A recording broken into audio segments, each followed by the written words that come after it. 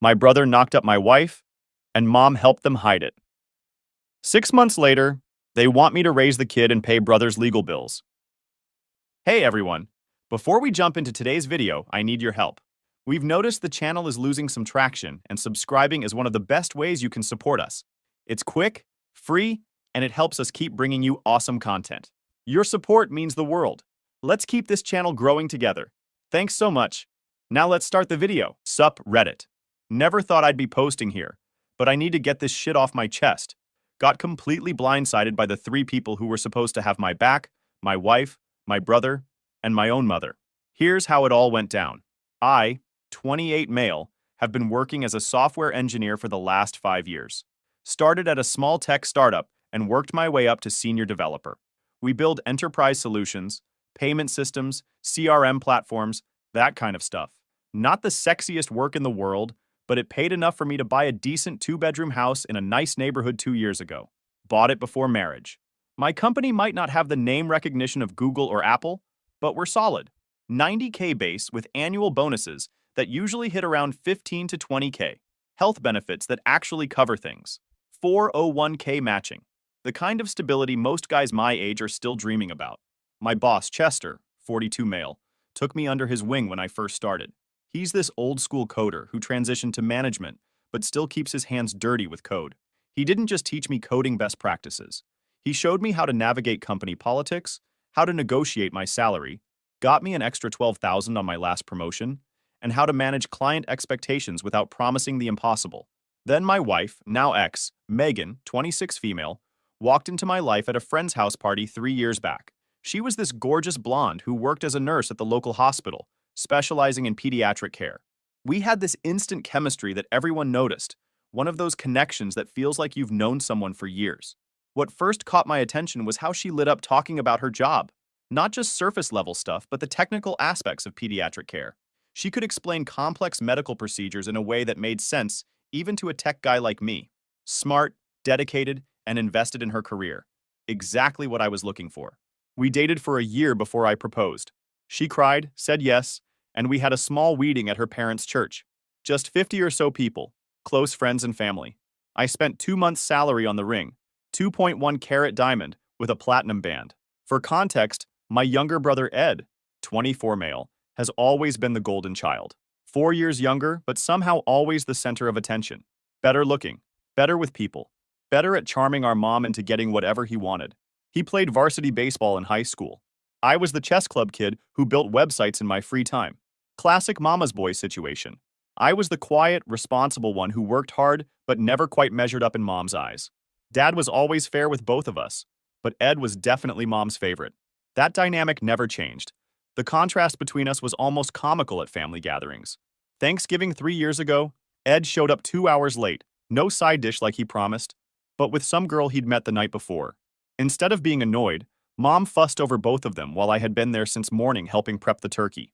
Dad just shook his head and poured me an extra glass of water when Mom wasn't looking. Dad's a retired mechanical engineer.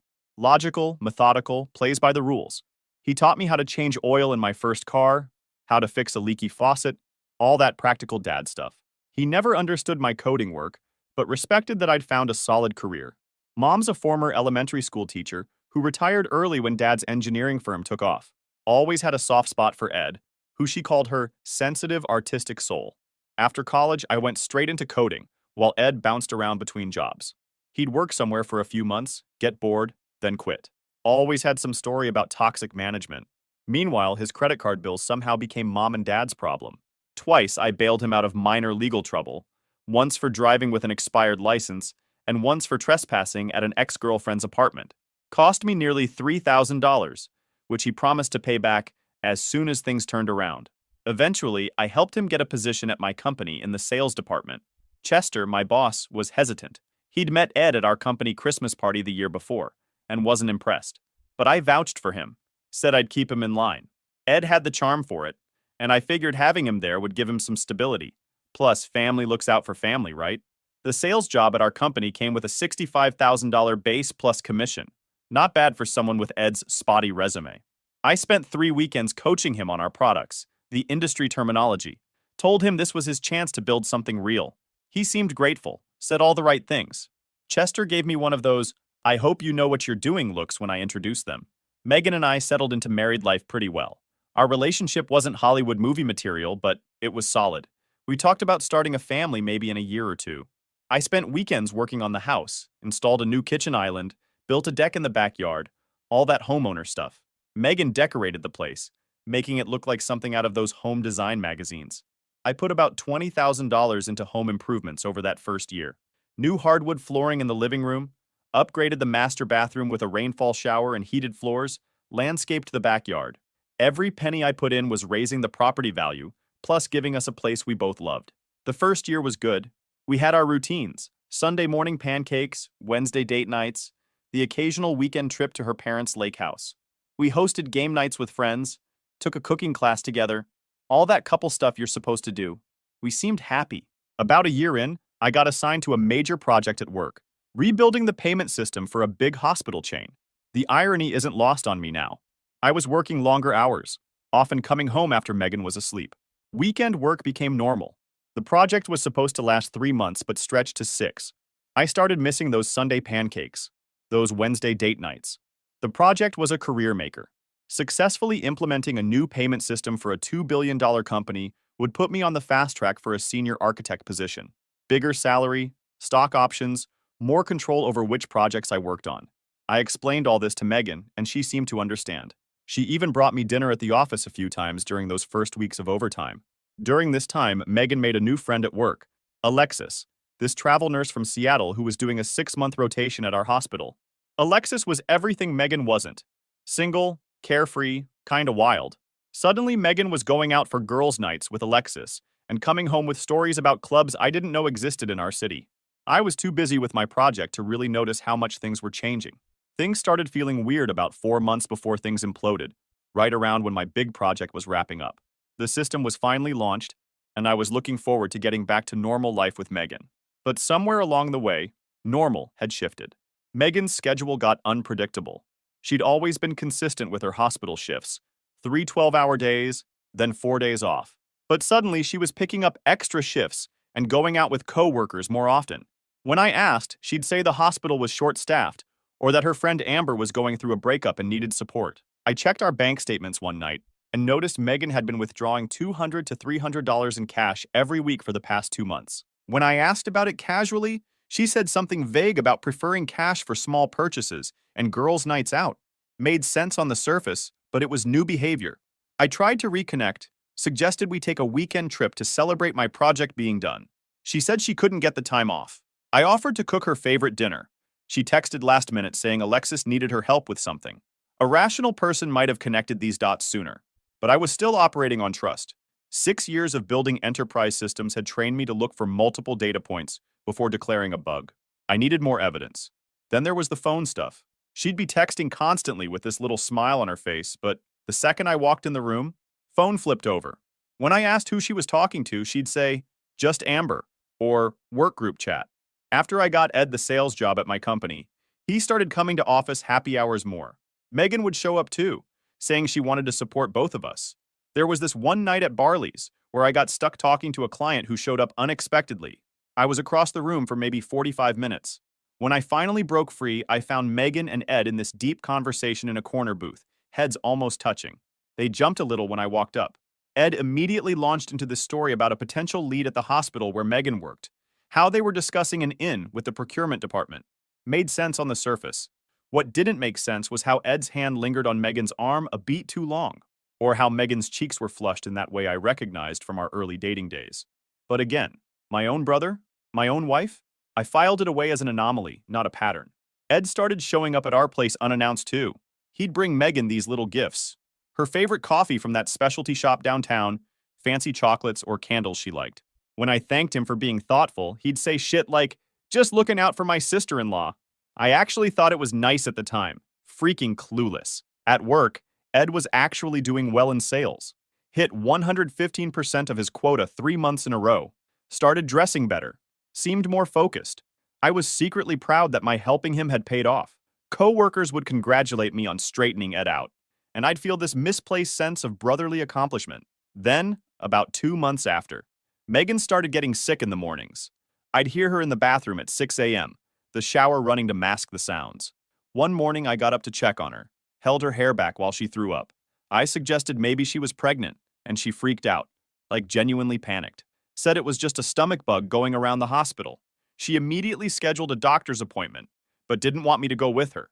Said it was nothing to worry about. I'd been tracking her cycle on my calendar. We were supposedly trying for a baby, after all. She was 2 weeks late, which had never happened before. I didn't press her on it, though. Figured she'd tell me when she was ready. Maybe she wanted to be sure before sharing the news. My friend Kevin, who works in hospital administration, not at Megan's hospital, met me for drinks around this time. He asked how things were going, and I mentioned Megan's mysterious stomach bug. "Morning sickness, bro," he said with a wink. I told him Megan denied it, and he got this weird look on his face. "You two still trying?" When I said yes, he just nodded and changed the subject. Later that night, he texted me, "Hey man, not trying to cause trouble, but how's Ed doing at your company?" I replied that he was doing fine, hitting his sales targets. Kevin never explained why he asked. Around this time, Mom started acting weird too. She'd call Megan directly instead of calling our home phone like usual.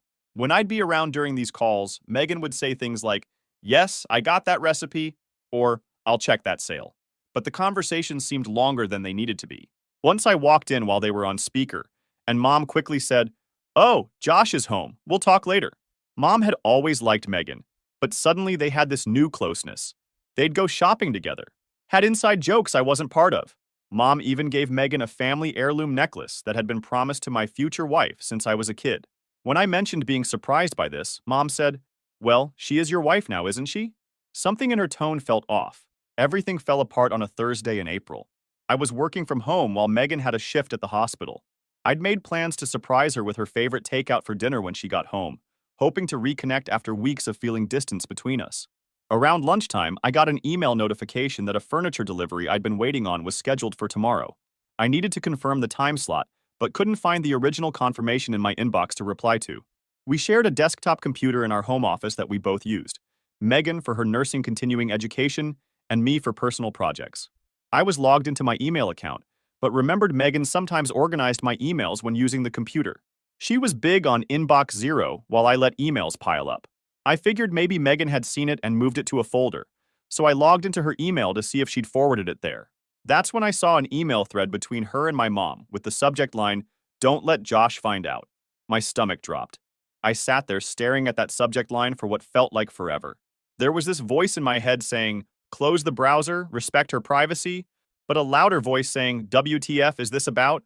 I started reading through the thread, hands shaking, and it was like getting punched in the face repeatedly. Emails going back 3 months between my mom and Megan, discussing how to hide Megan's affair with Ed. The earliest emails were vague. Mom asking Megan if she was sure about this path, and warning her to be more careful around Josh. But they quickly became explicit.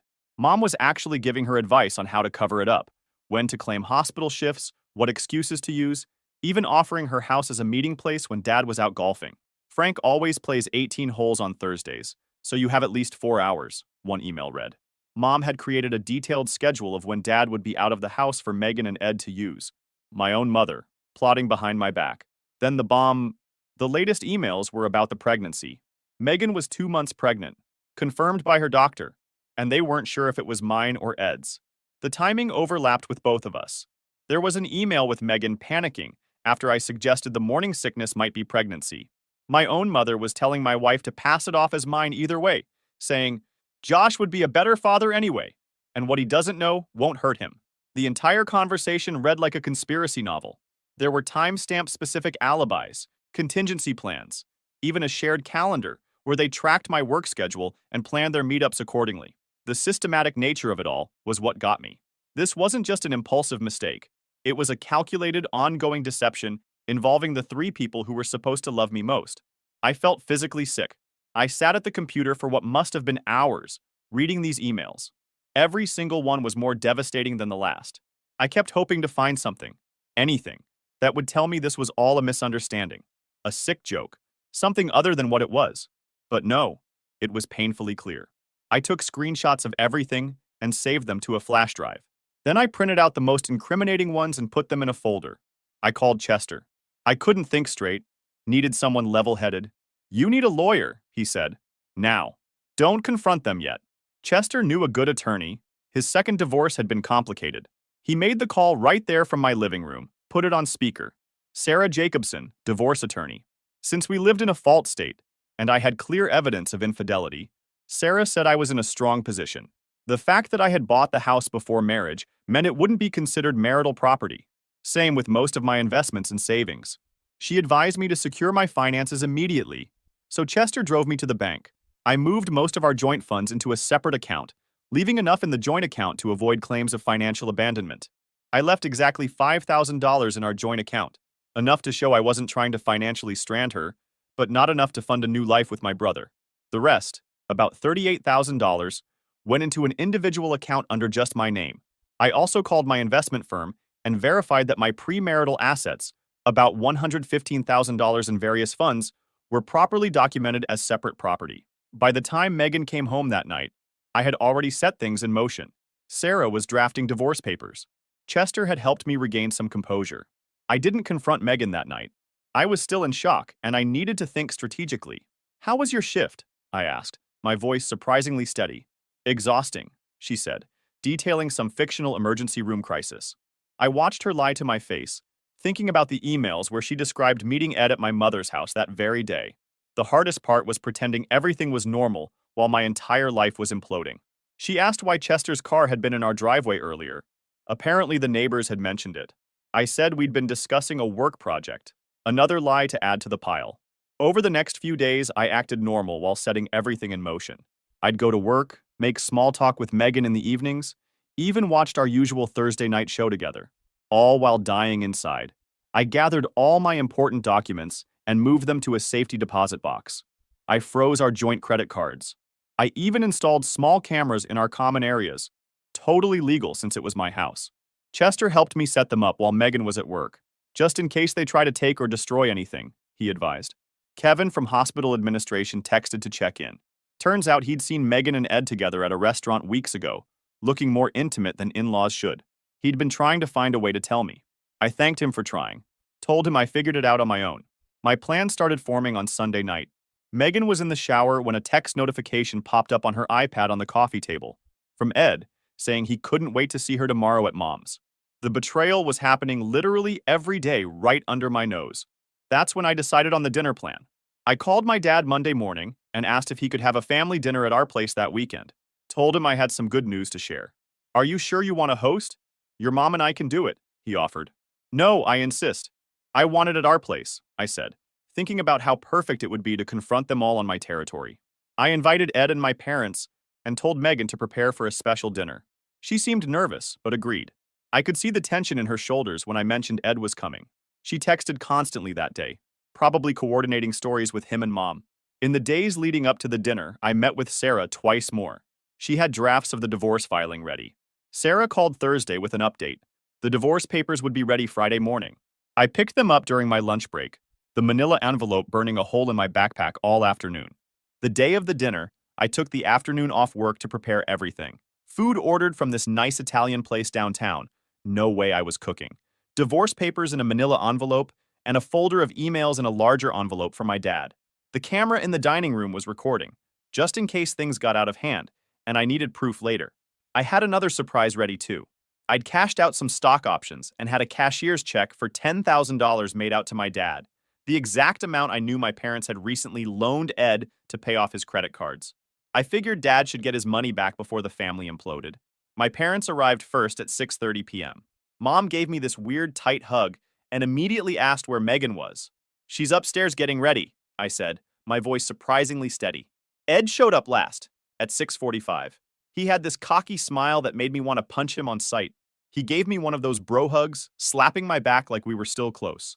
I had to use every ounce of self-control not to react. Megan came downstairs in this blue dress I'd bought her for our anniversary. We all sat down for dinner. I stayed calm, making small talk about work, the weather, Dad's golf game. Mom kept glancing nervously between Megan and Ed. Megan barely touched her food, just pushed it around her plate. After the main course, Dad raised his glass. "So, what's this good news you wanted to share with us?" I smiled, reached under the table, and pulled out the manila envelope. "Actually, I do have something to share," I said, sliding the envelope across the table to Megan. "These are divorce papers." The room went dead silent. Megan's face went white. What are you talking about? She whispered, not opening the envelope. I know everything, Megan. About you and Ed, about the baby that might be his, about Mom helping you hide it all. I kept my voice steady, even though I was raging inside. Mom gasped dramatically. How dare you accuse them of such a thing? Megan would never. I cut her off by pulling out the second envelope and handing it to my dad. These are emails between Mom and Megan discussing the affair and how to hide it from me. Been going on for at least 3 months. Dad's hands shook as he started reading. The color drained from his face. Ed stood up suddenly, knocking over his chair. You had no right to go through her emails, he shouted, like that was the real crime here. I think I had every right to know my wife is screwing my brother and might be pregnant with his kid, I said, still keeping my voice level. How long were you planning to hide that, Megan? Were you just going to pass it off as mine? Megan burst into tears. It's not what you think, she sobbed.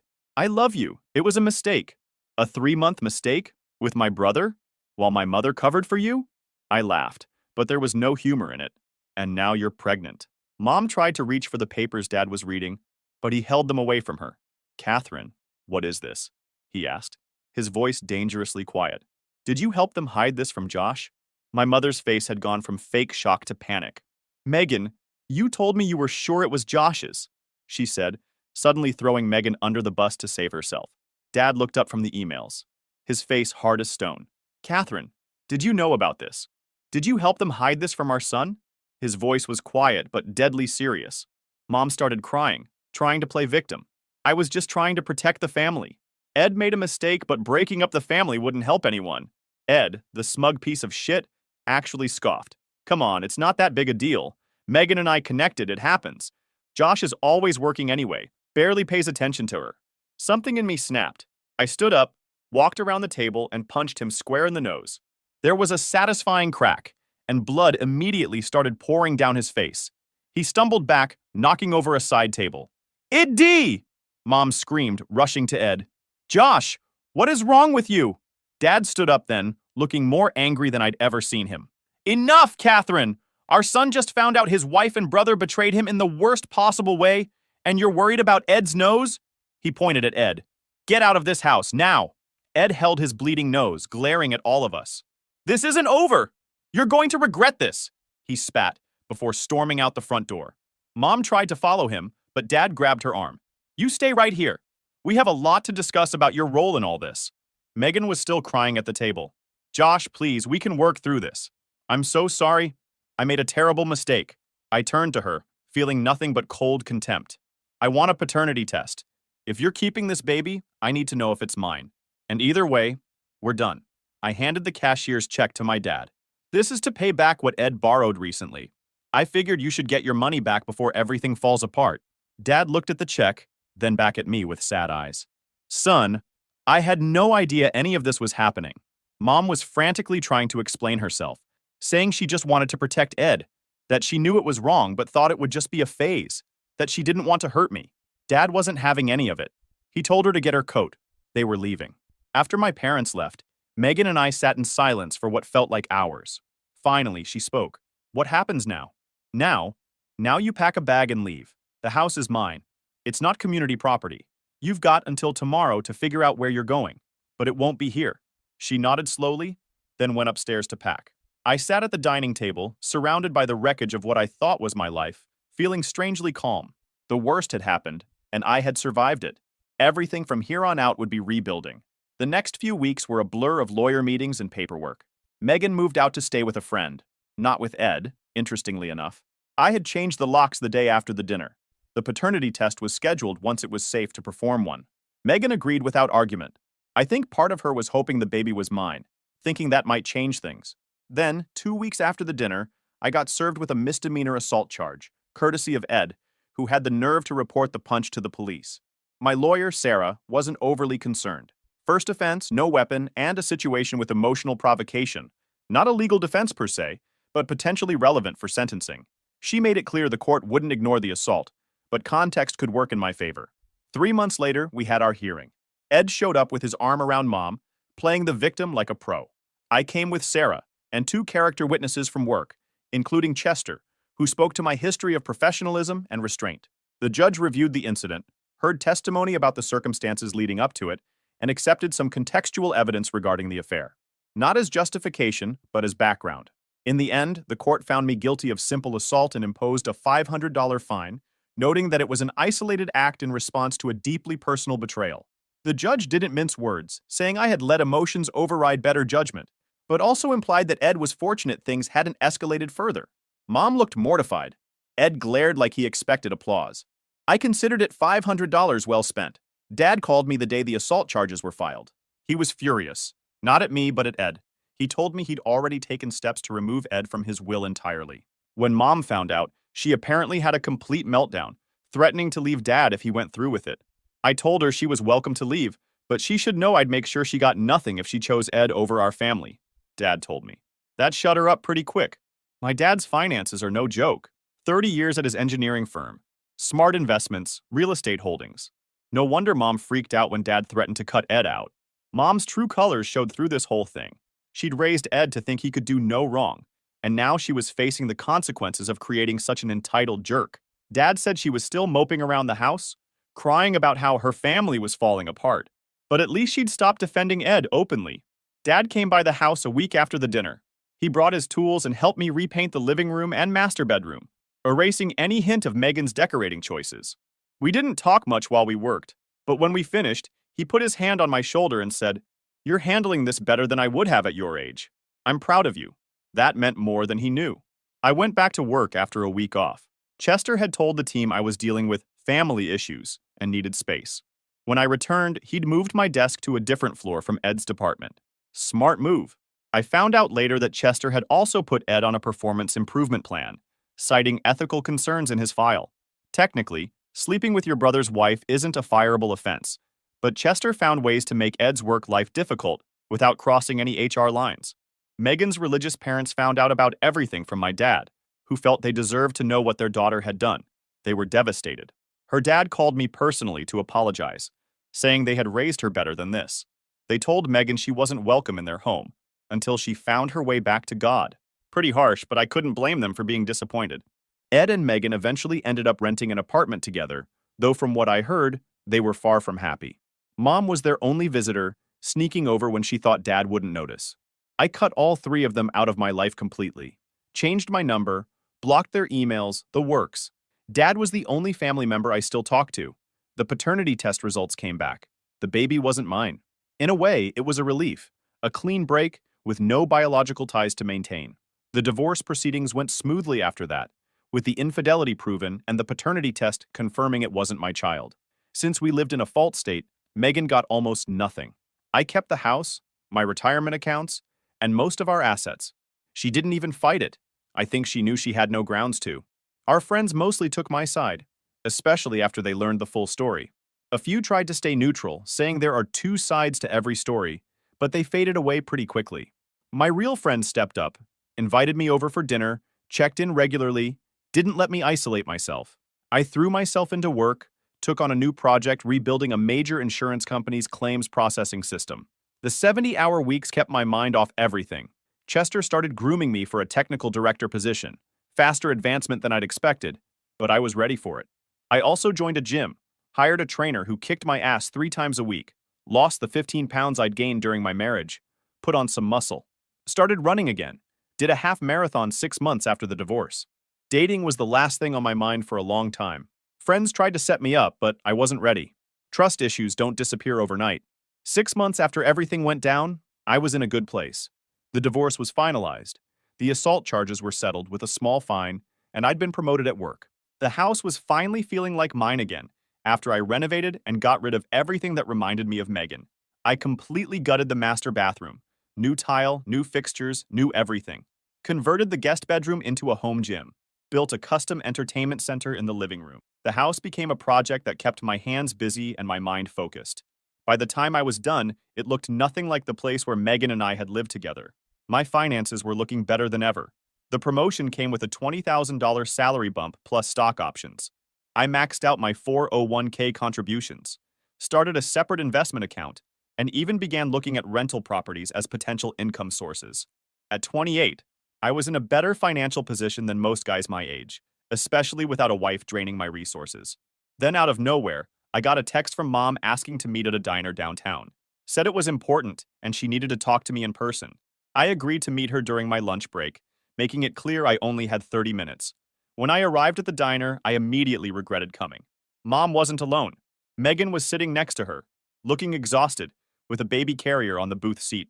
I almost walked out, but Mom spotted me and waved frantically. I went over and sat down across from them, not bothering with greetings. "What is this?" I asked, looking directly at Mom. She had the decency to look uncomfortable. "Your father doesn't know I'm here," she admitted, "but I needed to talk to you. Ed's been arrested." That got my attention. "Arrested for what?" "He was caught embezzling money from the company, and he also got a DUI last week," Mom said, her voice cracking. "He's facing serious jail time. I need your help to bail him out." I just stared at her in disbelief. "You want me to bail out the brother who slept with my wife, got her pregnant, and then pressed assault charges against me? Are you insane?" Looking closer, I could see Mom's designer handbag was scraped and worn, her manicure chipped. Dad must have cut off her spending. Good for him. Megan spoke up then, her voice small. "Ed left us right after Lily was born," she said, gesturing to the baby. "He said he wasn't ready to be a father. He was drinking a lot. Sometimes he'd get angry, push me around. I felt nothing. Not satisfaction that their relationship had imploded. Not pity for her situation. Just nothing. He hit her, Josh," Mom said, like that would somehow make me care. "And now she's alone with the baby. No job, no support." I looked at Megan. "And what do you want from me?" She started crying. "I don't know what to do. My parents won't talk to me. I can't work with a newborn. Ed drained our bank account before he got arrested. I thought, maybe you could help, just until I get back on my feet." I sat back and looked at these two women who had betrayed me, now asking me for help because the guy they chose over me had proven to be exactly the piece of shit I always knew he was. Mom nodded. "Family helps family, Josh." I almost laughed. "Where was that family loyalty when you were helping them hide their affair from me? When you convinced Megan to try to pass off this baby as mine?" "I made a mistake," Mom said, tears welling up. "I thought I was protecting everyone." "No, you were protecting your favorite," I said flatly. "And now you're still choosing him, even after everything he's done." Mom leaned forward, lowering her voice. "Your father's being unreasonable. He's frozen all our accounts. I can't access any money without his approval. He's talking about divorce if I don't cut ties with Ed completely." "Sounds reasonable to me," I said. "Dad's finally standing up for himself." I stood up, taking out my wallet. I dropped one card on the table, for a women's shelter. "This place can help you, Megan. I won't. As for Ed, he can rot in jail for all I care." I looked at Mom. "Don't contact me again. Tell Dad I miss him and he's welcome to call me anytime." I walked out without looking back. In my car, I sat for a moment, expecting to feel something. Anger, vindication, maybe even pity. But nope, they weren't my problem anymore. I'd rebuilt my life from the ashes they'd left, and I was doing just fine without them. That night, Dad called me. He'd figured out where Mom had gone, and why. He apologized for her behavior, and assured me he had no intention of helping Ed either. We talked for almost an hour. About work, about the house, about the new woman I'd been seeing. Normal father-son stuff. Then months later, I heard through mutual friends that Ed had taken a plea deal. 18 months for embezzlement. Megan had moved back to her hometown, apparently reconciled with her parents enough that they were helping with the baby. As for me, the promotion at work turned into a director position overseeing a team of 15 developers. I bought a rental property that's already generating positive cash flow. I'm planning a 2-week hiking trip through Yellowstone next summer. Something I've always wanted to do, but never made time for. Life isn't perfect, but I'm moving forward. And I know now that I'm stronger than I ever thought possible. Some days, that's enough.